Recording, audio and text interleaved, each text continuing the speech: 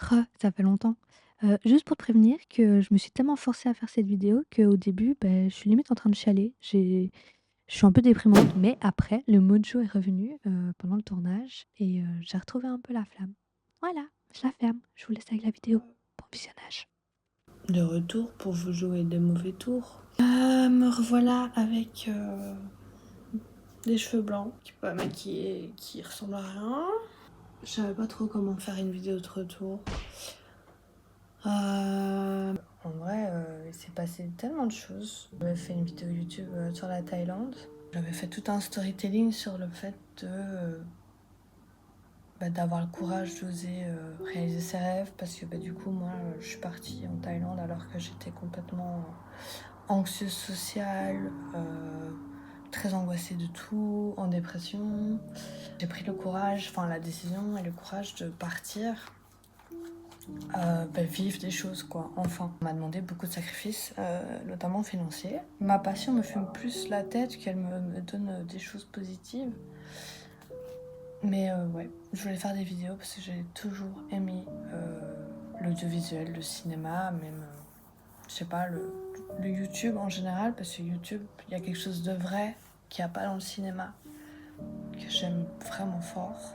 Bref, je suis partie avec mon petit iPhone tout filmé. Ouais, je te fais un petit vocal pour te dire que j'ai pris une grande décision. Je vais partir en voyage longtemps et surtout très très loin d'ici. Je sais pas là, c'est bien avec ma dépression ça va pas du tout et franchement je meurs en fait, je suis en train de crever et je me dis qu'il faut que je fasse quelque chose d'extrême. J'ai fait une énorme crise d'angoisse dans l'avion, je me suis dit putain Sarah, tu mets tout ton argent, toutes tes économies dans un énorme voyage, t'as mis de l'argent pour du matériel vidéo et tout, qu'est-ce que tu fais? Et genre j'ai vraiment fait une grosse panique. Même si j'ai peur, même si j'ai pas encore de passeport, j'ai pas trop d'argent, je sais pas trop comment je vais faire. Pour moi ce genre de truc c'était inaccessible en fait. Je sais même pas où aller. Madame la Thaïlande, il serait temps de laisser un peu de beauté pour les autres, hein. Parce que votre pays est un peu trop beaucoup beau, hein. C'est pas très très sympa pour les autres pays. Mais faut que je le fasse, faut que je me casse, faut que je parte en voyage, faut que je vive des choses. On va mourir. J'ai envie de découvrir des nouvelles cultures, une autre façon de vivre, que tout soit nouveau en fait, que tout soit inédit à mes yeux et que d'être éblouie par tout ce que je vois et j'ai vraiment besoin de ça. Donc j'ai envie de faire un truc de grand, au moins une fois dans ma vie et je crois que c'est le moment. Donc voilà. Et j'avais quand même réussi à faire un truc assez stylé. Même si en vrai, moi j'ai pris ça un peu comme un échec. Parce que en gros j'ai passé plus de 200 heures à travailler sur ce projet. Où il y avait genre 5 vidéos, on va dire 4. Mais en fait je procrastinais tellement, ou je me mettais tellement vouloir que tout soit parfait, du coup ça me faisait perdre du temps, du coup en fait c'était un peu de l'auto-sabotage, hein. Quand tu veux que tout soit parfait dans quelque chose, tu t'auto-sabotes un peu. Les gens qui avaient suivi le voyage, du coup, genre ils ont dû attendre presque un an avant, avant de faire les vidéos. Alors ils étaient hyper hype, j'avais réussi à quand même fédérer un peu de gens. Bon, un peu, hein, je vous dis, quand je vous dis un peu, j'avais 1000 abonnés sur Instagram, hein. Mais je partais de zéro, quoi. C'était un peu du n'importe quoi, mais on va dire le contenu en soi de mes vidéos, surtout de la dernière, j'en suis quand même assez fière. J'ai 200 heures sur ce projet pour gagner 200 abonnés. Et enfin, en vrai, ça m'a fait gagner une belle amitié. Donc en vrai ça m'a fait gagner des choses, mais vu que j'avais des attentes tellement hautes par rapport à moi-même et par rapport à ce projet qui était complètement irréaliste, les gens qui l'ont vu ils ont vraiment adoré et j'ai vraiment des super beaux retours. D'ailleurs merci si vous êtes encore là, les 217 personnes qui sont restées, merci franchement du fond du cœur. En fait quand j'ai eu fini j'ai ressenti un vide énorme parce que du coup j'avais fini mon projet. J'avais fini ces 200 heures de montage, de script, de c'est nul, de faire des séquences, les supprimer, la refaire, essayer de me faire un réseau. Passer des choses après, je me suis sentie hyper vide. Ma situation personnelle faisait qu'en fait je devais plus me concentrer sur à améliorer ma situation personnelle que à faire des vidéos parce que ça devenait assez grave. La vie est passée et finalement je suis tombée enceinte. Franchement, je suis tombée des nues parce que je m'y attendais pas du tout et c'était pas du tout un objectif de vie et encore moins à ce moment-là de ma vie. C'est le moins qu'on puisse dire. Mais je suis tombée enceinte. Et voilà, j'ai beaucoup réfléchi, franchement, je crois que c'est la décision la plus dure que j'ai eue de ma vie. Parce que maintenant, on a la chance de pouvoir refuser. C'était trop dur. Franchement, quand t'es un peu comme moi, à tout le temps réfléchir, à être tout le temps ici, et en plus d'être spirituel, donc croire en l'âme et croire en ce genre de choses, c'est très dur de se dire, bon, en fait, soit je fais un enfant, et en fait, ça se trouve, ça va complètement changer ma vie, mais peut-être en bien, alors que je ne suis même pas capable vraiment de, moi, me gérer toute seule, mais que voilà, moi, on me disait, ça va te donner la hargne, la rage pour y arriver et tout. Et d'un côté, j'étais là, mais non, j'ai pas envie de faire d'enfant dans ça, j'ai pas envie, j'ai pas du tout assez confiance en moi pour faire ça. Non, ça va pas du tout. Faut déjà que moi je me remette d'aplomb, que je sache me gérer seule, que je sache ce que je veux faire de ma vie avant de donner la vie à un petit être. Mais finalement, au bout de beaucoup de méditation et franchement des insomnies pendant 2 semaines, vous imaginez même pas, lors d'une méditation, on m'a dit « Ton fils va sauver le monde ». Alors ça peut paraître... Je sais que ça peut paraître barjot comme ça, mais... Bon c'est super. C'est ce qu'on m'a dit, enfin ce que j'ai entendu dans mon cœur en tout cas. Ton fils va sauver le monde, alors que j'étais pas au courant si j'avais une fille, un fils, quoi ou qu'est-ce, tu vois. Et je sais pas, je me suis dit, meuf, maintenant c'est le moment de prendre ta vie en main, d'arrêter tes couilles, de devenir une vraie femme. Il y a un petit être qui t'a choisi et va falloir l'honorer, quoi. Donc voilà, j'ai pris le courage à 2 mains. Je me suis dit, je vais poursuivre cette grossesse. Je sais pas où ça va me mener, pas du tout, mais on fait confiance, on a foi en l'univers, on a foi en Dieu, que ça va m'apporter des belles choses et que je vais réussir à devenir une belle maman et être un meilleur humain. Parce que je pense vraiment que pour être parent, il faut devenir un bel humain. Et donc j'ai eu un fils qui s'appelle Néo. Voilà, Néo, nouveau. Puis Néo, c'est un peu celui-là qui sauve dans Matrix. All I'm offering is the truth, nothing more.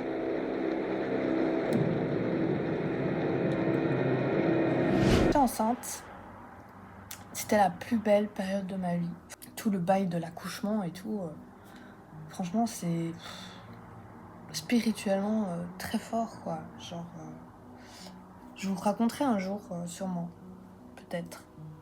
Enfin, en vrai, j'ai envie, parce que je trouve que c'est hyper important que les femmes passent leur savoir et leurs expériences entre elles. Ouais, pendant ma grossesse, j'étais tellement heureuse. J'ai jamais été aussi heureuse de ma vie, parce que pour une fois dans ma vie, j'avais foi et j'étais pas stressée pour ce qui allait se passer après. Et j'avais pas, il faut que tu fasses YouTube, qu'est-ce que tu vas faire de ta vie, fais des vidéos, qu'est-ce que tu vas faire comme vidéo, t'es nul, tu fais pas assez, t'es pas productif. Là, j'en avais rien à foutre. Moi, je suis en train de créer un être vivant, ok. Si j'ai envie de passer 3 heures à lire mon livre ou à peindre ou à faire du piano, j'en ai rien à foutre. Vraiment, j'avais aucune responsabilité à ce moment-là.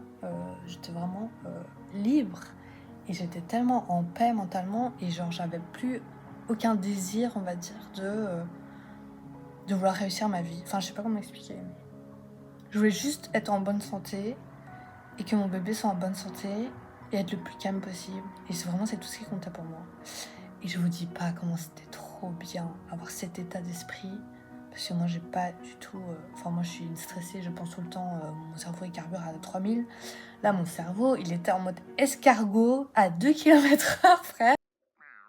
Je me faisais peur. Je te jure en vrai j'avais peur. Je me dis mais what? Qui je suis? Tellement j'étais... je devenais conne en vrai. Hein. Je devenais... Enfin c'est pas que je devenais conne mais j'étais une imbécile heureuse. Être imbécile heureux, mon rêve. Mon rêve. Je suis une personne très angoissée. Vraiment très angoissée. Non. Tout allait bien se passer. Néo va sauver le monde. Jésus me protège. Mais vraiment, j'étais dans un calme olympien, quoi. C'était génial. C'était incroyable. Je parlais tout le temps, j'avais l'impression qu'il me répondait. C'était trop bien, franchement. Franchement, c'est plus belle partie de ma vie.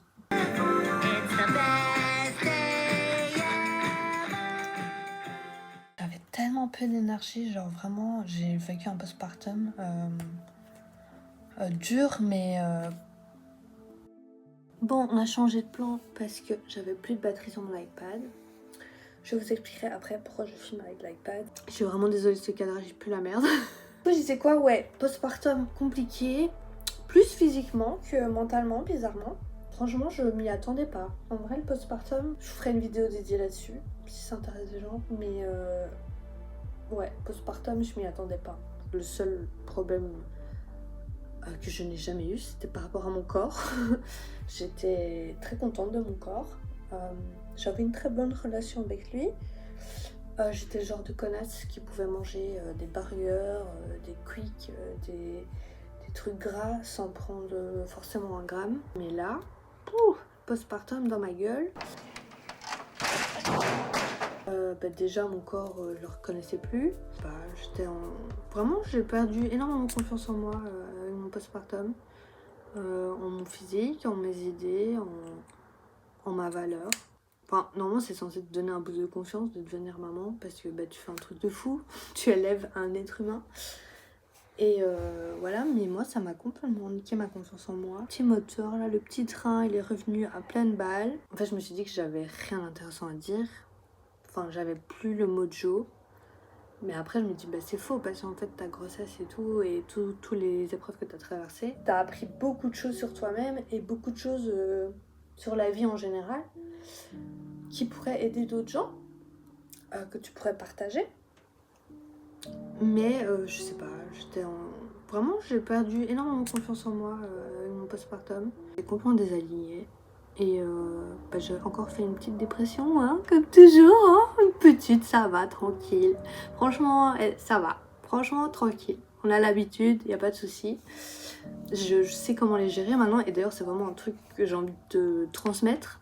C'est comment gérer ces phases dépressives et tout ça. Parce que en plus de 10 ans de dépression chronique, je commence à avoir une petite bouteille, hein. Je commence à pouvoir donner quelques petits conseils. Et en plus ça aiderait tellement de gens parce que la dépression c'est quand même un fléau.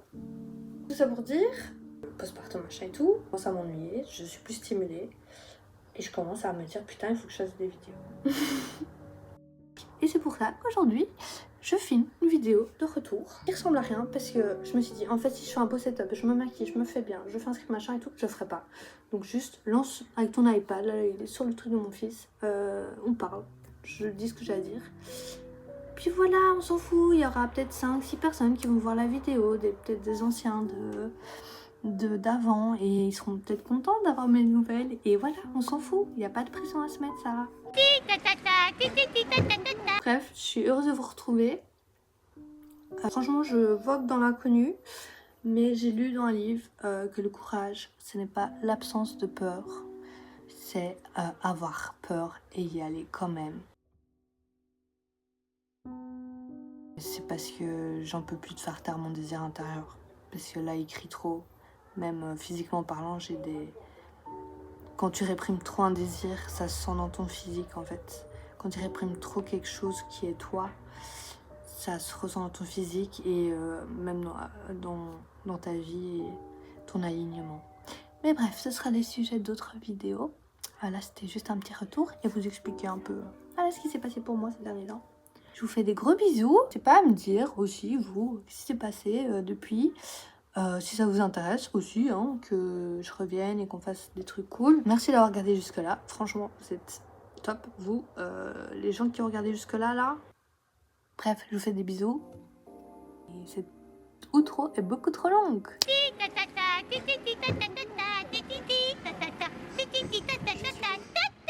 Tout ce blabla pour que la folle du bus oublie de vous parler de l'avenir de cette chaîne. Ici, j'ai vraiment envie de faire du YouTube à l'ancienne, un truc humain, authentique. On va parler de trucs très deep, mais on va aussi parler de trucs plus légers. Il y a trop de choses que j'ai envie de vous partager et en vrai, j'arrive pas à me nicher. Je te demanderais juste de retenir ceci. J'ai pas de niche, je suis la niche. Maman a fait sa vidéo. Maman a fait sa vidéo. T'es fière de maman? Je suis l'espoir d'une fille, impétueuse et fatiguée du monde fou qui l'entoure. Je suis mes amours, mes peurs et mes chagrins.